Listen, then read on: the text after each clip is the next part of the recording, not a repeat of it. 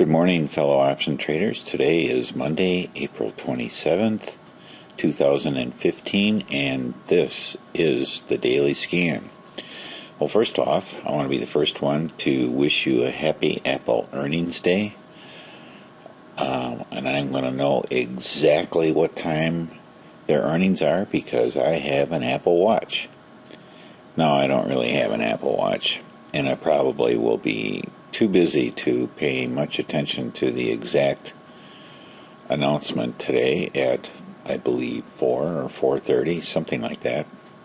Anyway, it's like the biggest thing in the news right now, even bigger than the earthquake in Nepal at this time. And my heart goes out to all those poor souls in that country. It must be a real mess. Okay, and we're going to take a little bit of a peek at a couple of Apple earnings plays. We're going to take a look at a back ratio and a credit spread. And we'll compare them and see how they turn out tomorrow. Okay, so for right now, for today, we have Dallas Fed Manufacturing Survey. And then the rest of the week looks kind of busy compared to last week. But I want to just go back here and take a peek at Friday. We had durable goods orders, and actually that report ended up pretty good. It wasn't really all that bad. All right, so this is this week, and actually this is the first expiration in May coming up this Friday. How exciting is that? And the weather is warming up, and that is exciting to me. All right, look at what happens here. Apple set to rip through this. What the heck?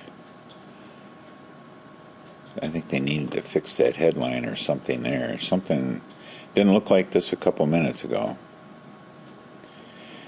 But anyway, Apple is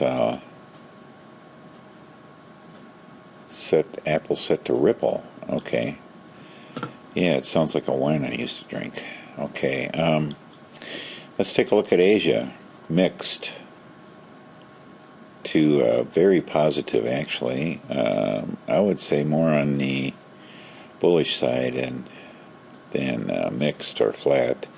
And then in Europe, wow, it's all bearish today at this moment. All right, and then I don't know, that there's something wrong with the way that formatted itself. Didn't really notice too much else on the rest of the news for today. But I do want to just get over here and get with what I wanted to talk about today. So here in the U.S., we're looking flat at the moment. Gold has made a move up over the weekend. Oil is slightly down, not a big deal there. And the dollar is holding steady about where it finished last week, roughly. And all we have left here is this SPX 20 Delta trade. Everything else is closed. The results from last week, I believe, are posted on my blog. I think I have the latest and greatest up there. It was a positive week. It wasn't anything real hot. I mean, I didn't have a lot of positions. So I've been light because of earnings. Speaking of, let's take a look at Apple. We're going to take a look at a couple of earnings plays here. First, let's look at the chart. Okay, what's Apple doing here? Well, it's currently in a little bit of a recent uptrend. And will this continue? Well, we don't really know, do we? But we have earnings coming up, and that could just about do anything. So they're expecting $2.19 a share. So it should be an interesting afternoon. Let's jump over to the Analyze tab. Okay, let me tell you the way that I have this set up right now. These price slices here, let me explain them. They're down here. You can add price slices by hitting this big old plus button over here. And then you can change them around. You can have them be either deviations, dollars or percent. So I have two of them set up as deviations, these outer two, and then in the middle here I have dollars. And the reason why I have dollars is to go back here and see that the market maker move is expected to be $6.32.2. All right, so looking at the IV, it's not really that bad, you know. I mean, IV percentile is only 61%. I don't think they're really expecting that big of a move on Apple. Just looking down here at the IV percentiles, I'm not seeing anything that's really jumping out at me. So that means over the last 12 months, it's at 61% of its highest. That's what that's telling us. So it's not really all that big of a deal. That's what we're expecting for a move. So we have down here a back ratio, and I'm going to explain that in a second, but let me just plug in there. I'm bullish. Let's just say I'm bullish. I'm bullish on Apple for today. So and I'll lock these later in the day after the market opens. But let's just say that I'm going to take a chance here, and I'm going to do a 50 delta. Okay, let me go back here. I got to change this here, this layout to Jeff 2. Okay, there. So 50 delta is 131. It's actually 49, so that's close enough for me. So if we do an analyze sell trade, we have a dollar spread and a 47-cent credit. So that's almost 1-to-1 risk reward. Let's go back here to the risk profile. I'll uncheck that one. Okay, so first thing we have set up here is a back ratio. And we've been talking about these. So now the thing to consider about this is it going to reach these points? And at what date and time is it going to reach them? So this line right here is this 144, and that's one standard deviation. This line right here is at 137, and that's this $6.30 move. I just rounded it off. This line, of course, is minus $6.30, and this one is minus one standard deviation, or this one down here. Now the red line, of course, we all know is the price at expiration, and the white line is the current price, and it's, you know, it's calculated based on the current Greeks and on the Berkson-Stensland calculation method. So that's how this white line shows up in here, and it's just really a what if, you know. The other thing I want to note here, this little line, there's actually two lines here. You can see that one's it's partially blue and then the tips are red. It's the current price, and Apple is trading right now, so it's probably the last price that it traded at, although they don't really show it here, but it's around between 130.95 and 131.10. So if we were to try to line that up exactly, we'd be at 130.98. So that is probably the last price. This little line right here is the break even. I know what it is the break even for expiration on the upside, and this little line right here is the break even for the standard for the expiration on the downside, and this is the break even for the white line, and superimposed here also at the current price is the break even for the white line to the upside. That's why there's two there. It looks blue and with red tips. That's why. So if tomorrow comes, and gosh knows what's going to happen, you know, But we can click on this little cog, right click or left click on this little cog wheel here, and we can adjust the volatility here, and we want to go down. So we want to go down, what, maybe 15? So we'll go down 15 and we'll change the date to tomorrow. Okay, so here we are at tomorrow. All of our break-evens kind of compress themselves down here. And you can see that the IV crush pushes down the red line, the white line.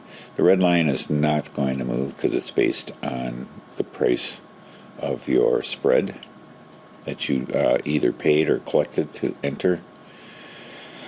You can see the max loss here is $534 roughly. So if it doesn't move, this is going to be a kind of a big loser. But if you get a huge move, let's say it moves up to even like, wow, it's whopping 140, which is way past its market maker move, you make $206. But it's telling you here that it's not the current price, but if the price moves to any of these, which is between 137 and 138 or 124 to 123, yeah, you're going to make some money. So, and you can play around with these numbers here, and you can change this particular strike, if you want to. Gives you a better downside. Makes this valley wider, though. And if you came up close, that's deep in the money, so if you came up closer to at the money, makes the valley a little bit more narrow. You can change the long strikes and put them even further out of the money, and you can play around with this as much as you want, but I can tell you that it's going to have to move big, and I'm not sure that Apple's going to move that big. There might be other stocks out there that might have a higher IV and a bigger market maker move, but I can also tell you that option pricing is very efficient, and they're going to account for that, and they're not going to give you a miracle trade. If you see a trade and it looks too good to be true, it probably is. Okay, so on the other side of it, we have here just a regular old 50 delta, and you can see here that at these standard deviations and market maker move points here, with the IV changed, it's not going to affect your red line. You just hold it till expiration. But if you're on the downside here, it's entirely possible you can get out for, if it goes bad, it goes against you, you could quite possibly get out a little bit early and not take that full loss. So in my mind, just to keep it simple, at expiration, it doesn't matter IV crush on this 50 delta trade, as you can see here. Let's set this back. Reset parameters. So now we're back to here. So now you can see, even if let's move up a day. One day. Even if it moves down, you don't have to necessarily take the total loss. But if and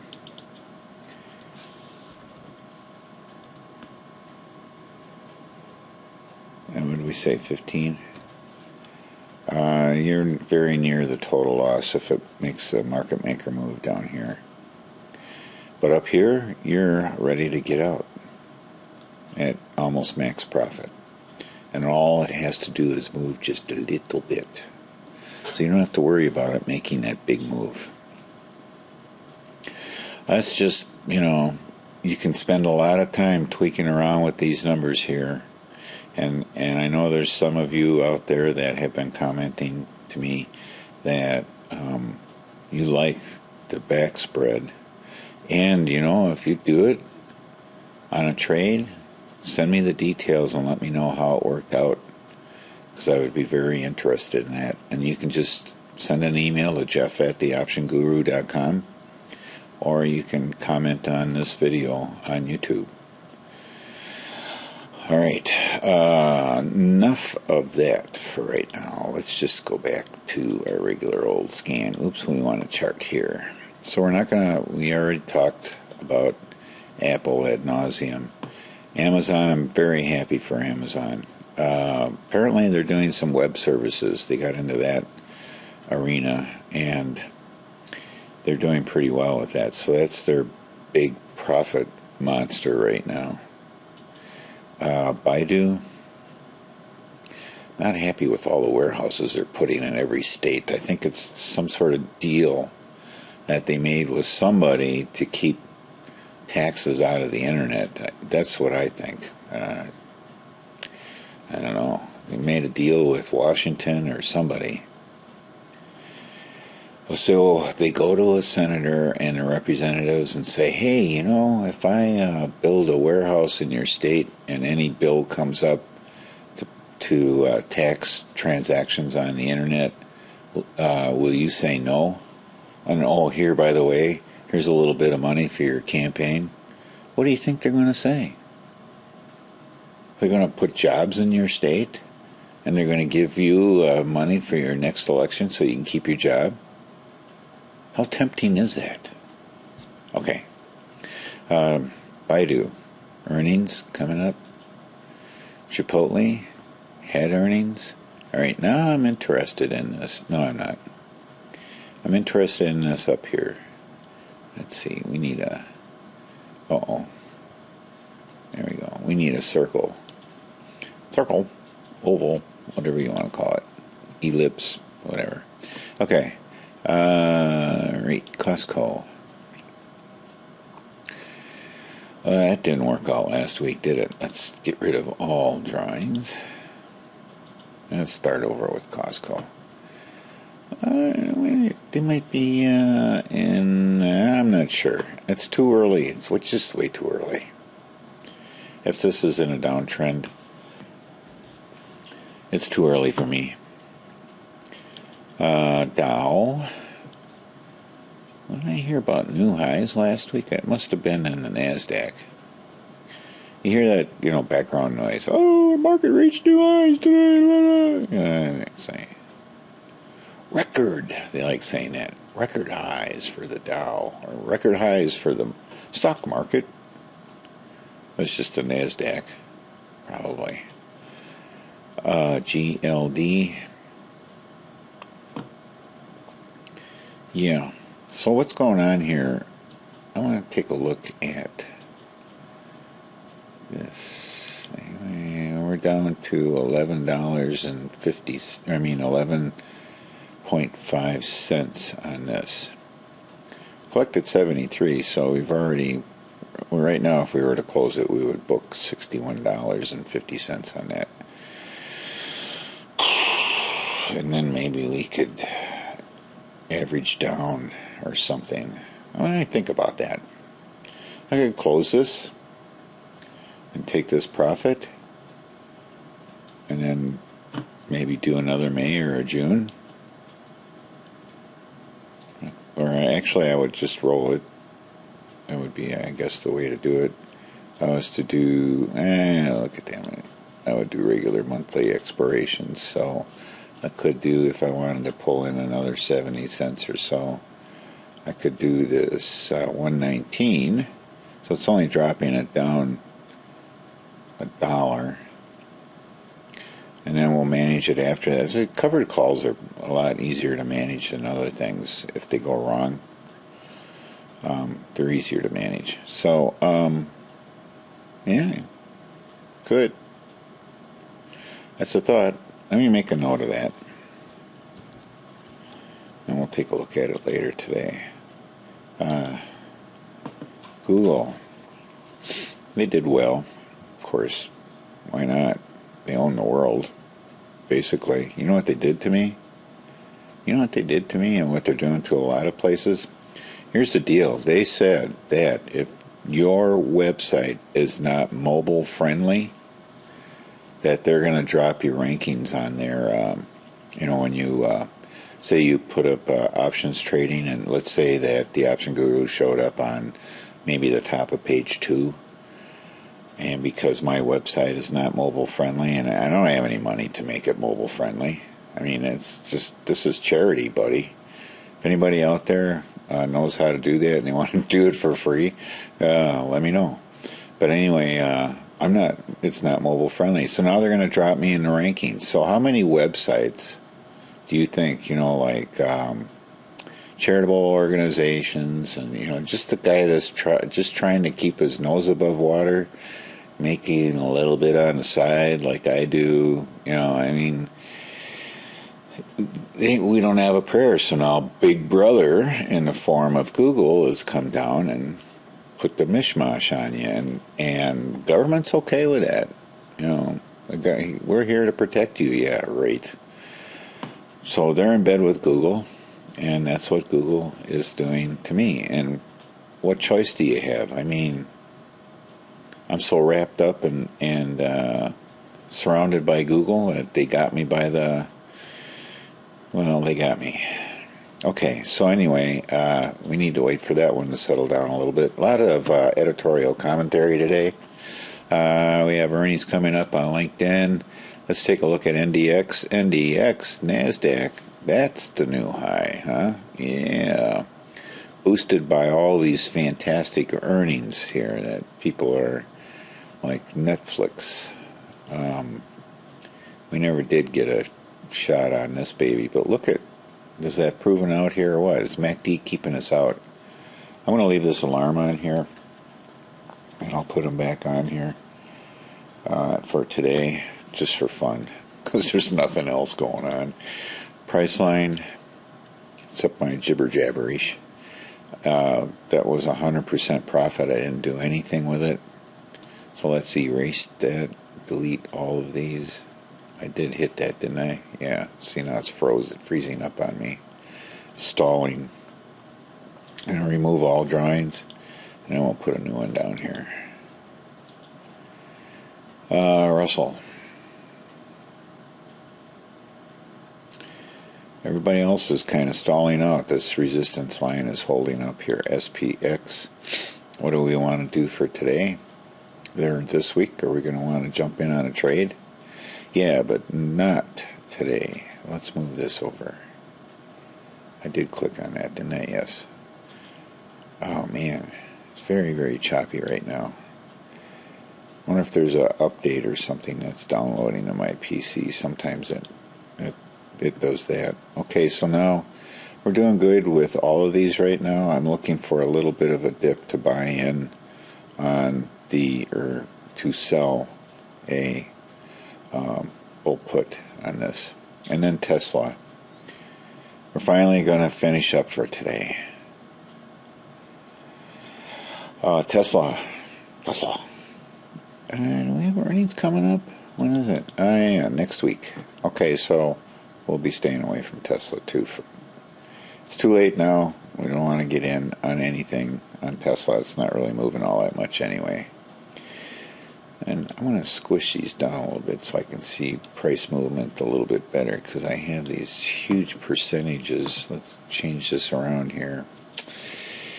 I have these big cushions on the up and the downside, so I'm going to change this to, we'll leave that at 10, and we'll leave this at 10. And that'll give us a little bit more of a range here. There. Okay, that's good enough for me for now. Alright, that's it for today, finally. At the 24-minute plus mark. Thank you very much for watching. Have a great day. Happy Apple Earnings Day. And happy trading.